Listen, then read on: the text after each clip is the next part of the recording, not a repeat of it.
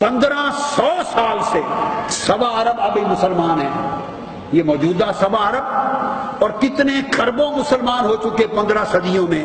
ارے 1500 سال سے کسی کو رب مانتے چلے آ رہے ہیں، نہ دیکھا ہے نہ سنا۔ 1500 سال سے کسی کو رب مانتے چلے آ رہے ہیں، خالق و مالک مانتے چلے آ رہے ہیں بغیر دیکھے۔ ارے کس کے کہے پر مانتے چلے آ رہے ہیں؟ زبان مصطفیٰ پر اعتماد کر کے مانتے چلے آ رہے ہیں، زبان رسالت پر اعتماد سے مانتے چلے آ رہے ہیں۔ تو قرآن کو قرآن مانا تو تب بھی زبان رسالت پر اعتماد کے ساتھ۔ اور یہ کعبہ ہے، اس کو کعبہ مانا کس کے ساتھ؟ حضور علیہ السلام کا چہرہ اقدس۔ میں آپ کو رسالت کی اہمیت توحید میں بتا رہا ہوں، عقیدہ توحید میں۔ آقا علیہ السلام کا چہرہ اقدس بیت المقدس کی طرف تھا امر الہی سے، تو وہی کعبہ تھا۔ کیا تھا؟ وہی کعبہ تھا۔ کوئی آیت نہیں اتری تھی قرآن مجید میں کہ بیت المقدس کو قبلہ بنا لو۔ یہ اللہ اور رسول پاک صلی اللہ علیہ وسلم کے مابین ایک خفیہ کمیونیکیشن تھی، یہ خفیہ کمیونیکیشن تھی، آیت نہیں آئی تھی۔ تو آقا علیہ السلام نے مدینہ طیبہ کے ہجرت کے بعد 18 مہینے بیت المقدس کی طرف منہ کر کے نماز پڑھی، وہ قبلہ بن گیا، کعبہ بن گیا۔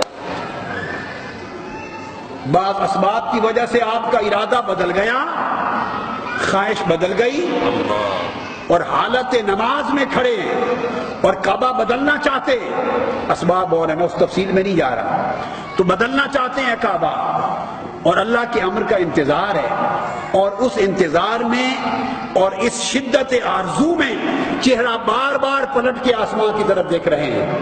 اوپر سے آواز آ رہی ہے، قد نرا تقلب وجہک فی السماء، محبوب آپ کا چہرہ انور، رخ انور بار بار پلٹنا ہم دیکھ رہے ہیں۔ فَلَنُوَلِّيَنَّكَ قِبْلَةً تَرْضَاهَا، ہم اسی کو کعبہ بنا دیں گے جس پر آپ راضی ہیں۔ فرمایا ہمارا پہلے نعرہ توحید، نعرہ تکبیر،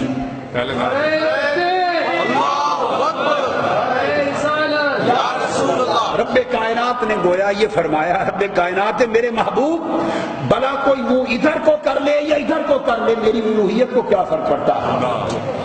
کوئی مشرق کی طرف منہ کرے یا مغرب کی طرف، میری ربوبیت اور الوہیت کو کیا فرق پڑتا ہے؟ فرمایا لیس البر ان تولوا وجوہکم قبل المشرق والمغرب، لوگ مشرق کی طرف بھی منہ کر کے نماز پڑھتے ہیں تو دھیان تو میری طرف ہی کرتے ہیں نا، مغرب کی طرف منہ کر کے بھی نماز پڑھیں تو دھیان تو میں تو محتاج نہیں ہوں نہ قبلوں کا، نہ کعبوں کا، نہ جہتوں کا، نہ سمتوں کا، نہ مشرق کا، نہ مغرب کا، میں تو کسی سمت کا محتاج نہیں ہوں۔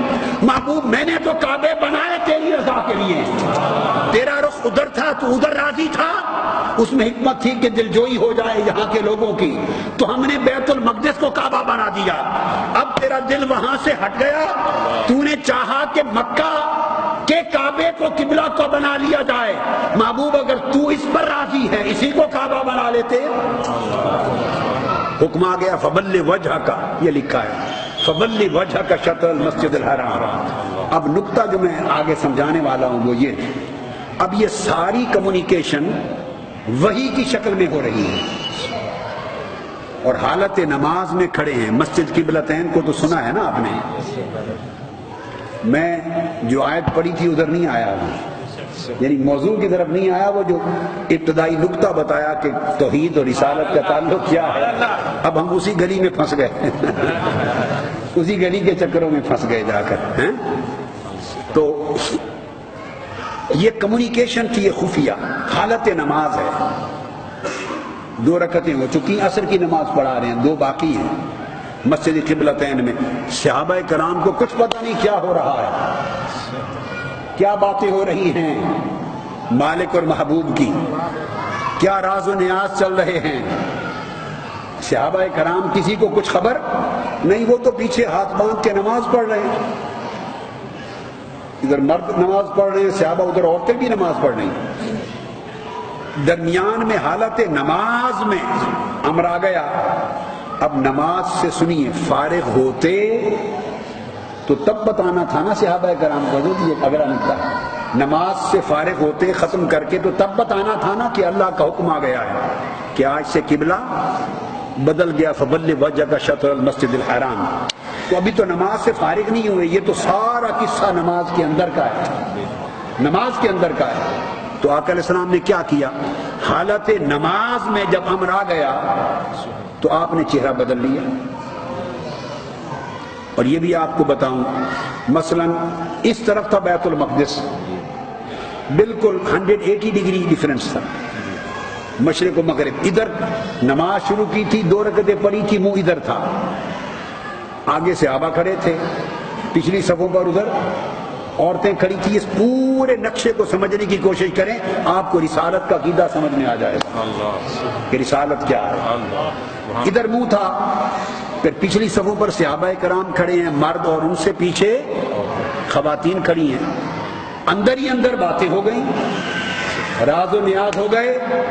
امر آ گیا کہ بدل لے محبوب، جس پر آپ راضی ہیں اسی کو قبلہ بنا دیتے. تو آقا علیہ السلام نے امر الہی پا کر چہرہ انور بدل لیا. اب میں آپ کو پورا پروسیس سمجھاتا ہوں، آپ دیکھ لینا. مثلا ادھر امام کھڑا ہے منہ کر کے، اور صحابہ کرام کھڑے ہیں، ان کا منہ بھی ادھر ہے. پیچھے عورتیں کھڑی ہیں، ان کا منہ بھی ادھر ہے. اب وہاں سے چہرہ بدل لیا، اور کعبۃ اللہ ادھر تھا مکہ کا اس طرف. تو جب چہرہ بدلا تو تھوڑا سچویشن پہ غور کریں.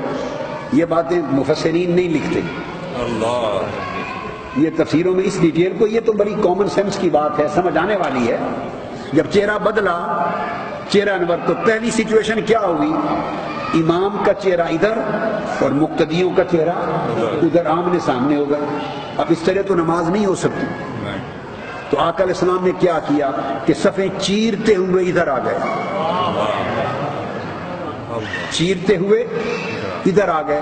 اور جب ادھر آئے تو جب اس طرف آ کے منہ کیا تو ادھر عورتیں تھیں. اینڈ پر سارے صحابہ نے نہ آؤ دیکھا نہ کہا، انتظار نہیں کیا کہ یہ ماجرا کیا ہوا ہے، کیونکہ ابھی وہی تو سنی نہیں انہوں نے.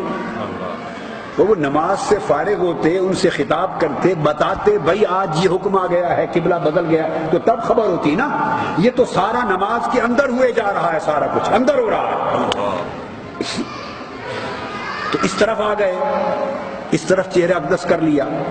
تو پیچھے عورتیں کھڑی تھی، لا محالہ عورتوں نے بھی چہرہ بدلا، رخ بدلا.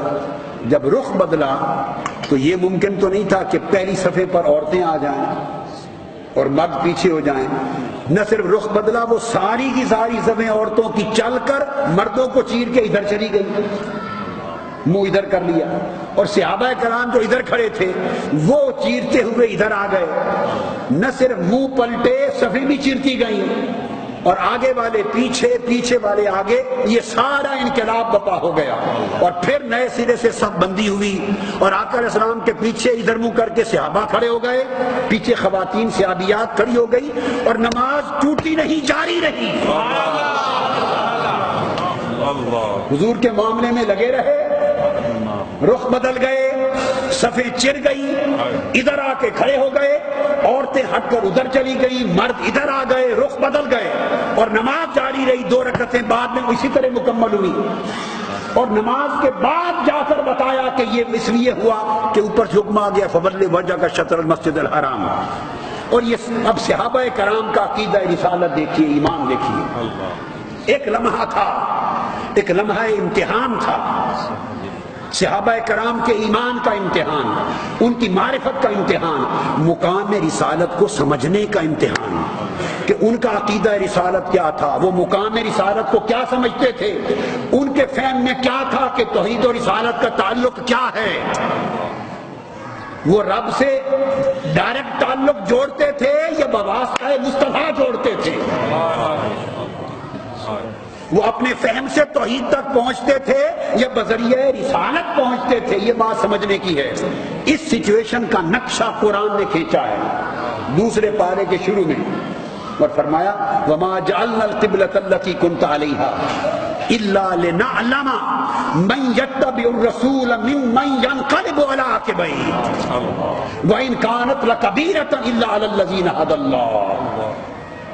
یہ قرآن نے کہا میرے محبوب، یہ ایک لمحہ ایسا تھا کہ کہ جس قبلے پر آپ کو ہم نے پھیر دیا ہم نے امتحان لیا، وما جعلنا القبلۃ التي كنت عليها الا لنعلم، جس پر آپ تھے ہم نے یہ سارا امر اس لیے کیا لنعلم کہ ہم پرکھ سکیں، ہم ٹیسٹ لے سکیں، ہم جانچ سکیں، جانچیں، پرکھیں۔ کیا پرکھیں باری تعالیٰ؟ یہ پرکھیں من یتبع الرسول ممن ينقلب على عقبیہ، کہ جب یہ سچویشن ہو گئی تو ایک لمحہ ایسا تھا بھائی ابھی تو انہیں خبر نہیں پہنچی تھی نا کہ کعبہ یہ بن گیا ہے، حالت نماز میں جب داخل ہوئے تھے تو کعبہ کون سا تھا؟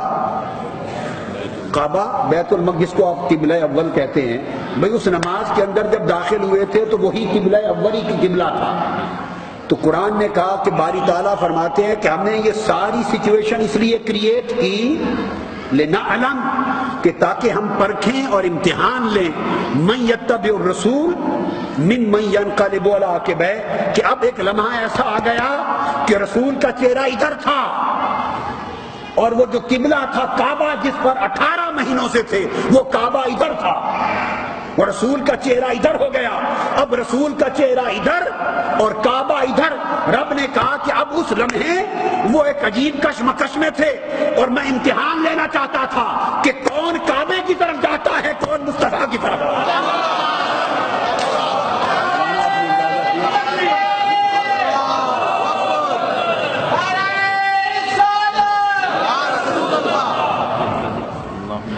یہ جو قرآن کے لفظ ہیں لنعلم من یتبع الرسول ممن ينقلب على عقبیہ، کون رسول کے پیچھے جاتا ہے اور پرواہ نہیں کرتا اس بات کی کہ کون سا قبلہ ہے اور ہمارا تعلق کی قبلہ سے کیا ہے، ہم قبلے سے جڑے رہیں یا دامن مصطفیٰ سے جڑے رہیں، اس کا امتحان تھا۔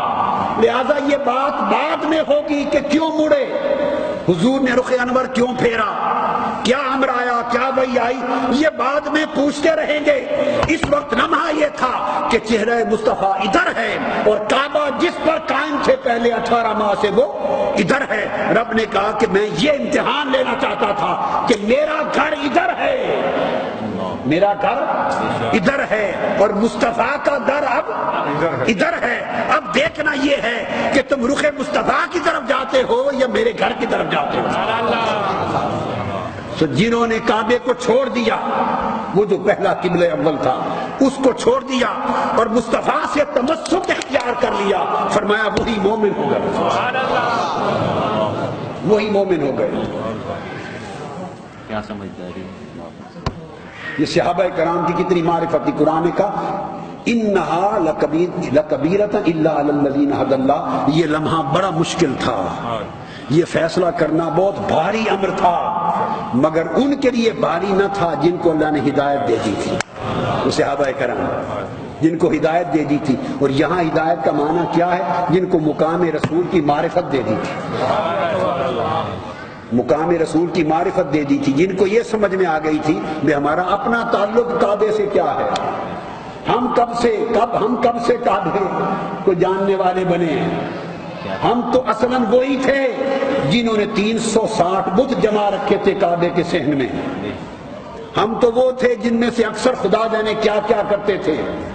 ہم کعبے والے کب سے بنے؟ ہمارا کعبہ تو یہ تھا کہ مصطفیٰ نے فرمایا یہ کعبہ ہے، وہ القدس کعبہ بن گیا اور بتائے بغیر چہرہ پھیر لیا۔ ہم نے کہا بعد میں سنتے رہیں گے کیا ہوا، وہ اس کعبہ بن گیا۔ وہ کسی نے کیا خوب کہا ہے کہ جس طرف وہ نظر نہیں آتے، جس طرف وہ نظر نہیں آتے ہم وہ رستہ ہی چھوڑ دیتے ہیں اور کعبہ بنتا ہے اس طرف ہی ریاض، رخ جدھر کو وہ موڑ لیتے ہیں۔ تو قرآن مجید